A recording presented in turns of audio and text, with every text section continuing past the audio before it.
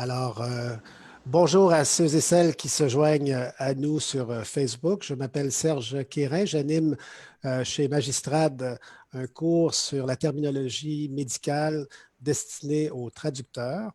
Alors, vous allez pouvoir faire une incursion d'environ une demi-heure dans ce cours qui se déroule présentement, évidemment, dans les circonstances à distance. On est dans la deuxième partie du cours, à peu près à mi-chemin. On revient de la pause et on va, pour commencer, corriger un exercice, un court exercice, après quoi on va donner un peu de contenu dans une section que j'appelle les actualités terminologiques en médecine. Et ça vous donnera un aperçu de ce que ce cours peut vous offrir. Voilà. Alors, je m'adresse donc à nos participants. Il s'agissait de compléter les énoncés suivants en y incorporant un équivalent français du suffixe like, qui est souvent employé en anglais. Alors, vous avez pour cortisone-like, vous avez ici un médicament à effet, selon vous? Cortisonique? Cortisonique, oui. Ou avec un... Corticoïde? Corticoïde, exactement. Alors, ce sont les deux options que l'on a. Une éruption cutanée. Morbilliforme. Morbilliforme. Alors, un morbilus, c'est le nom latin de la rougeole. Alors, en anglais, on dit measles-like, mais ici, éruption morbilliforme. Un tableau clinique. Pseudo-grippal. On dit aussi, on dit plus couramment un syndrome d'allure grippale. Ouais, avec grippal au féminin, bien sûr, puisque c'est l'allure qui est grippale et pas le syndrome.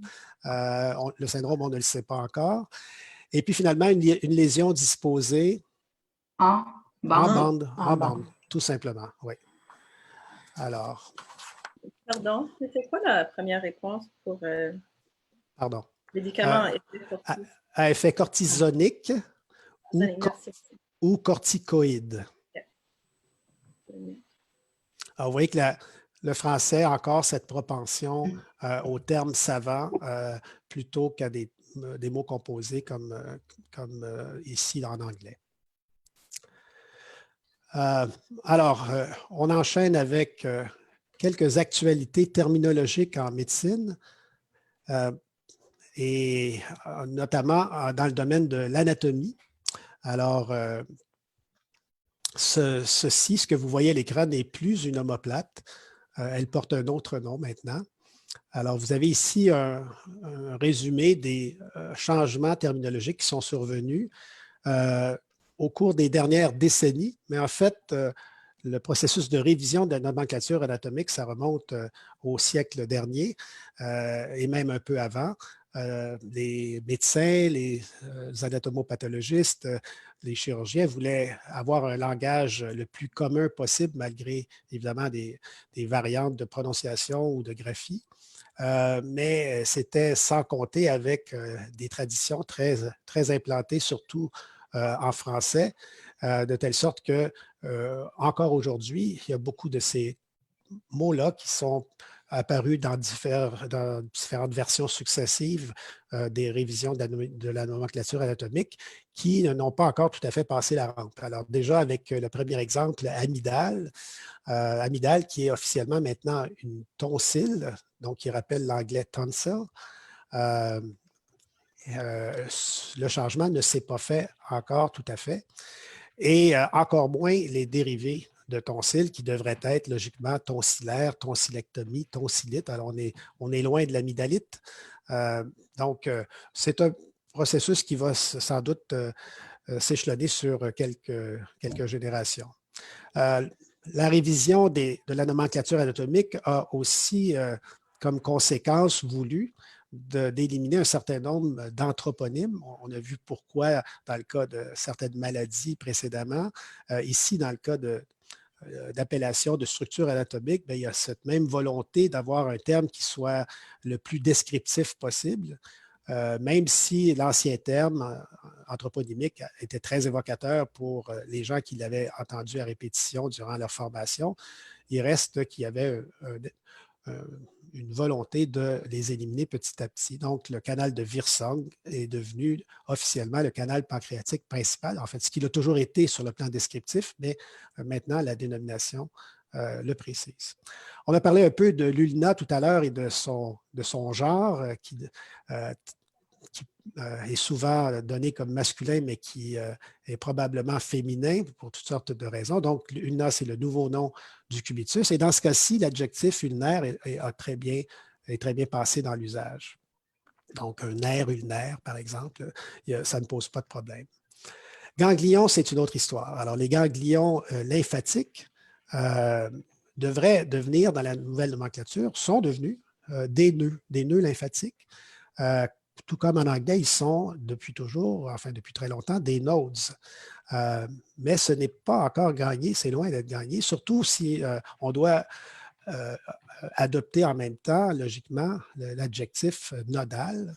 Alors, nodal n'évoque pas du tout les ganglions lymphatiques dans l'imaginaire du médecin, ça évoque plutôt le nœud auriculo-ventriculaire, qui est une structure du système de conduction cardiaque, par lequel passe donc l'influx électrique qui permet les battements du cœur.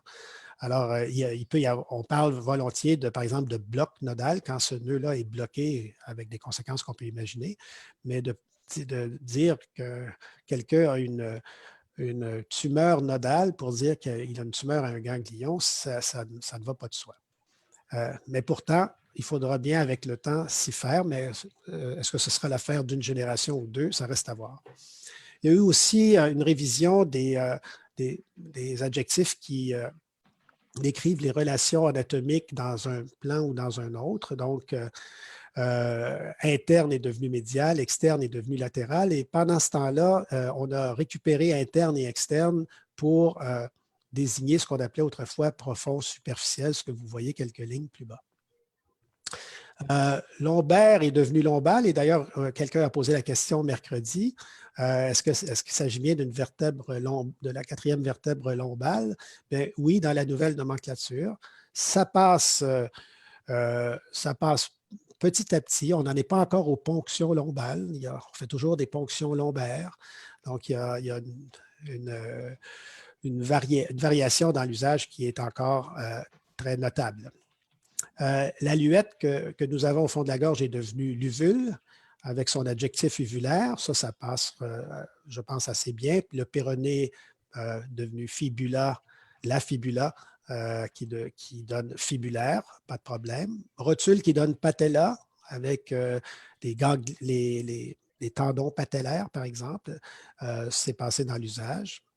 L'oreillette passe devenue atrium, plus ou moins, et l'adjectif atrial, lui, commence à s'imposer, surtout dans le syntagme fibrillation atriale, qui est le terme qui devrait logiquement dériver de la nomenclature anatomique, au lieu de fibrillation auriculaire, qui est le nom classique de cette arythmie qui est très courante.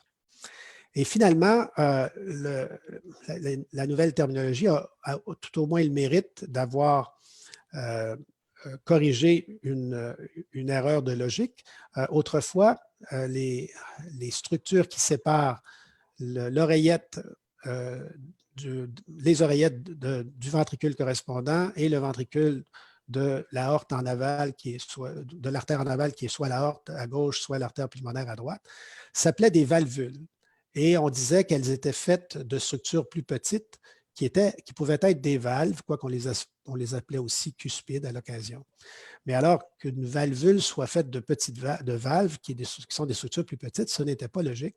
Et donc, la logique a été rétablie. Et maintenant, c'est la grande structure qui s'appelle valve. Et il y a une façon différente de désigner ses constituants selon c'est une valve selon la valve en question. Et ça n'a pas posé de problème puisque ça répondait à une erreur de logique finalement.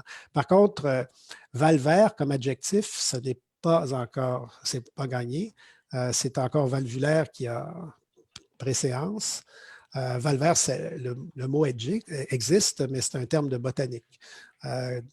on n'a pas encore d'intervention de chirurgie valvulaire. On fait encore des chirurgies valvulaires. Alors, vous voyez, on a encore du travail à faire pour harmoniser la terminologie anatomique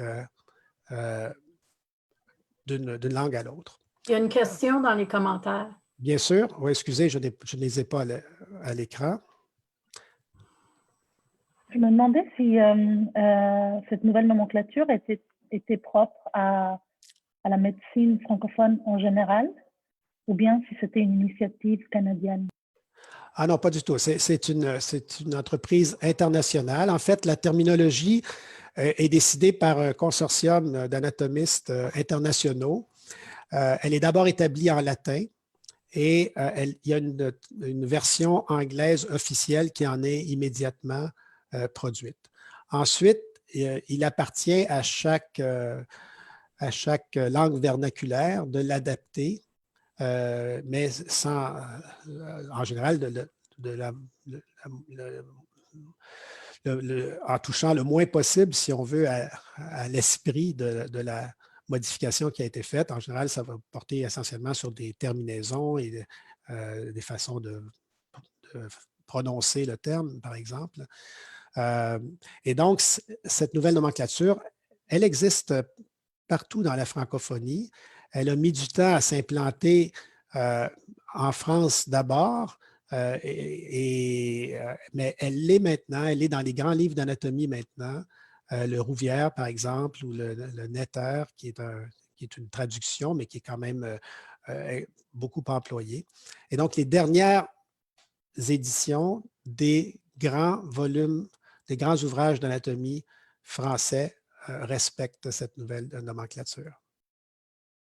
Merci. Est-ce que c'était la même question que celle que je cherchais à aller chercher dans la conversation écrite? Oui, c'était cette question-là. D'accord, excellent. Merci beaucoup. Qu'est-ce qu'on dit si on ne dit plus omoplate? Qu'est-ce qu'on dit maintenant? C'est vrai, elle n'est pas dans. J'aurais dû le dire tout à l'heure. C'est scapula. S-C-A-P-U-L-A. Et l'adjectif scapulaire. Alors, tout ça est bien passé dans l'usage. Merci. Alors, un autre domaine dans lequel la terminologie a changé récemment et elle continuera à changer périodiquement, peut-être tous les 10 ou 15 ans, c'est difficile à prédire. Et ici, c'est vraiment sous l'impulsion de l'école américaine. Ce sont eux qui tendent actuellement à, j'allais dire dicter, ce ne sera pas tout à fait correct, mais enfin à proposer des révisions de leur propre nomenclature qui en général est adaptée, traduite en fait, encore une fois dans ce cas-ci par un groupe de psychiatres français. Je pense qu'il devait y avoir aussi des francophones hors de France. Tout un groupe relativement important qui ont produit cette traduction qui a été approuvée par l'American Psychiatric Association. Dans quelle mesure ils étaient capables de juger de la qualité de la traduction, ça peut se discuter, mais toujours est-il que cette version française officielle existe maintenant. Elle a été publiée il y a quelques années. Et vous avez ici un résumé des principaux changements. Vous allez observer deux tendances dans ces changements. La première, c'est d'éviter les termes stigmatisants. Vous avez le retard mental en est un bel exemple. On a préféré handicap intellectuel. Alors voilà un objectif noble. Un objectif peut-être moins noble a été ou semble avoir été, parce qu'il faut faire attention de ne pas leur prêter des intentions malveillantes qu'ils n'avaient pas, de médicaliser dans une certaine mesure des états qu'on considérait jusque-là comme étant normaux, faisant partie notamment du vieillissement normal. Alors, on va avoir des exemples. Alors, et dans certains cas, les changements répondent à d'autres impératifs que ceux-là. Par exemple, trouble de l'identité sexuelle, ce qui était le terme français officiel avant, est devenu la dysphorie de genre. les troubles de l'alimentation et conduite alimentaire sont devenus troubles de la conduite alimentaire de la première ou deuxième enfance parce qu'il était implicite dans l'ancienne appellation qu'il s'agissait de problèmes qui survenaient durant l'enfance. Maintenant, c'est explicite. Les troubles envahissants du développement sont devenus les troubles du spectre de l'autisme, dans laquelle sont fondues toutes les variantes d'autisme, y compris le syndrome d'Asperger, qui n'a plus sa place officiellement dans la nomenclature. Ça peut répondre à toutes sortes d'impératifs, mais on a encore ici un exemple d'un médecin dont on a voulu faire oublier la mémoire du fait de son passé nazi, un peu comme Wegener dont je vous ai parlé mercredi. Donc, ça ne veut pas dire que dans la langue courante ou même dans un texte scientifique, on ne se permettra pas de parler de syndrome d'Asperger ou d'autres variantes du trouble du spectre de l'autisme, mais la nomenclature officielle voit que toutes ces variantes soient fondues dans un seul trouble, entre guillemets. Des exemples de situations plus ou moins qui autrefois étaient considérées comme plus ou moins pathologiques et qui maintenant ont leur nom et leur place dans la nomenclature. La dermatillomanie, qui est la manie de se jouer après les doigts avec des petites languettes de peau. Alors, semble-t-il que c'est une affection psychiatrique maintenant. Vous sentez un peu l'ironie dans ma voix. La thésaurisation pathologique, ça, c'est la manie d'accumuler des choses, d'être incapable de s'en défaire. Vous avez peut-être déjà entendu parler du syndrome de Diogène qui le faisait dans sa barrique. Bon, maintenant, ces termes-là n'existaient pas, ni leur équivalent. Le terme a comme synonyme silogomanie qui étymologiquement veut dire la même chose. Donc, dans thésaurisation, il y a l'idée d'accumuler un trésor, bien sûr, mais trésor pathologique. Excusez-moi, oui. Est-ce que c'est le terme qui décrit le hoarding? Oui. Okay. Oui, vous avez raison de me rappeler de signaler le terme anglais parce qu'il n'est pas du tout intuitif. Non, hoarding, oui. Il est populaire aux États-Unis. Oui, on en entend beaucoup parler, effectivement. Troubles disruptifs avec dysrégulation émotionnelle. Alors ça, c'est une espèce comment dire, d'antichambre du syndrome prémenstruel. On a l'impression qu'on veut faire allusion à ça comme une forme pathologique. Vous voyez où ça nous mène, là, la médicalisation, à mon avis, à outrance ici. Il y a... non, excusez-moi, ce commentaire-là s'applique à troubles dysphoriques prémenstruels, excusez-moi. Troubles disruptifs avec dysrégulation émotionnelle, c'est autre chose. Je serais bien malvenu de vous donner la définition que je ne connais pas bien. Troubles neurocognitifs légers, par contre, ça, vous voyez bien que c'est bien l'antichambre de l'Alzheimer. En tout cas, c'est ce qu'on veut laisser entendre.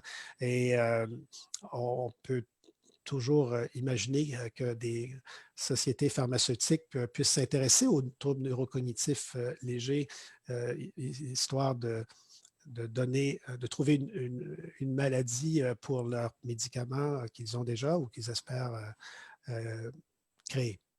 Alors voilà. Alors, ces méchancetés étant dites, j'enchaîne avec certains termes qui, au contraire, ont été supprimés de la nomenclature. Alors, dyspareunie, qui est une douleur au moment des relations sexuelles, ce n'est plus considéré comme psychiatrique, heureusement. Hypocondrie, c'est un terme qui avait vieilli. Somatisation, également, c'est-à-dire le fait d'avoir des manifestations physiques de troubles psychologiques, les troubles dysthymiques et le vaginisme également, qui n'avait rien à voir ici. Et puis finalement, je termine avec le terme dépendance, qui était le terme officiel dans l'ancienne nomenclature française, qui est devenu dans la nouvelle des troubles addictifs. Il faut dire que dans l'intervalle, et là je vais vous montrer ça, peut-être que je vais poursuivre la captation sur Facebook pour vous montrer ça. Dans l'intervalle, il faut dire que le mot addiction a connu de beaux jours en France, alors qu'il est beaucoup moins employé. Il était beaucoup moins employé ici. Donc, le